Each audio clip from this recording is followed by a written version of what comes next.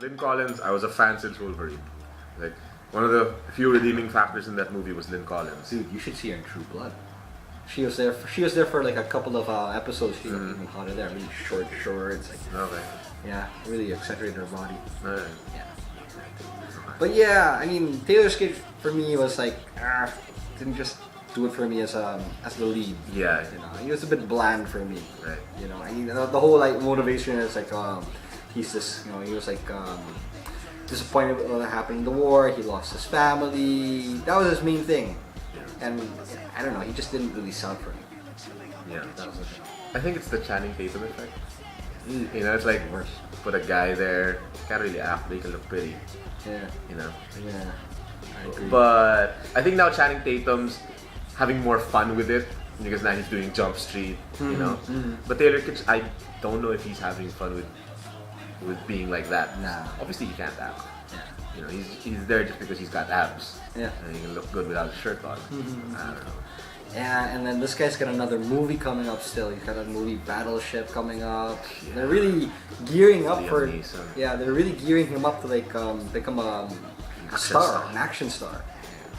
Then top it all off in his remarks about him in the airport. But it hearing wasn't that- yeah, but it about wasn't. this airport. It was because David Letterman. It was in Indonesia.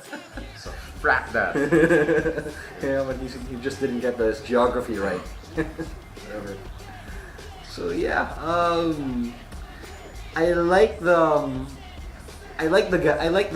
characters that Mark Strong played. The films. Yeah, I thought that was novel. You know, they're like all these guys are like behind the scenes. They're the immortal race behind the scenes. Yeah. Pretty much like watchers in Marvel or observers in Fringe. Yeah, You know, although have they that effect. But they interfere a lot they more. interfere. Yeah. You know.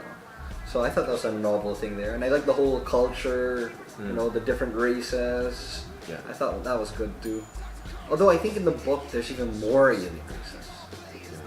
It's not just. I think the white apes are a race on itself. Yeah. They're not as big as the ones we saw here. But I think they have a war with the Tharks or something like that.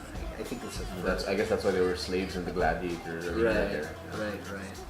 So yeah, it's a great visuals. Yeah. This movie has great visuals, and I love the backstory here. The twist at the end was interesting. Yeah. That was a good twist. Yeah, it does. And putting Edgar Rice Burroughs as one of the characters was They had him as the nephew of John Carter. Yeah. Yeah.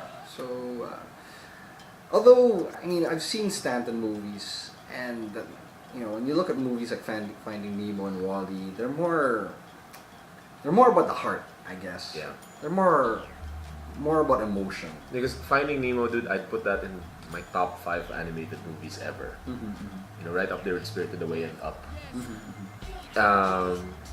And this had emotion. It just didn't have the right actor to play the main character to really bring you in. Right. And and exactly. I felt the chemistry with Lynn Collins was kind of off. Yeah. It was lacking for me. You know.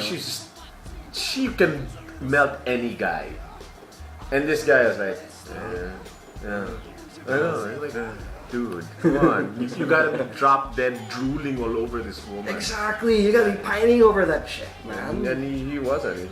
He had this little glance while their horses were drinking water. Yeah. Dude, come on. He wasn't even playing the lovable rogue like a Han Solo would. Right. Which is what that character needed more. Yeah, exactly. That character needed to show up and what the fuck is going on, and take it in stride. Right. It just wasn't here for me. So honestly, I thought it was fine, but not that fine. So I have to give it a B minus. Oh, dude, I agree with you there. Yeah, I have to give it a B minus. B minus here too, dude. There's a lot of the stuff here that I've seen before. Right. I've seen it in Star Wars. The whole arena deathmatch. Yeah. That was in Star Wars. I've seen it in Flash Gordon too. The whole thing with flying in. Right. And during the wedding and stuff. Yeah.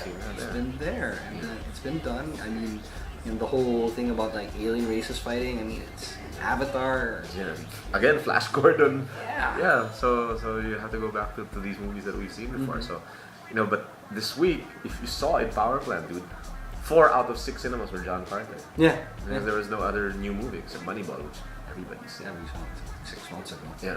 So So there, I guess that sort of killed my winning movie streak.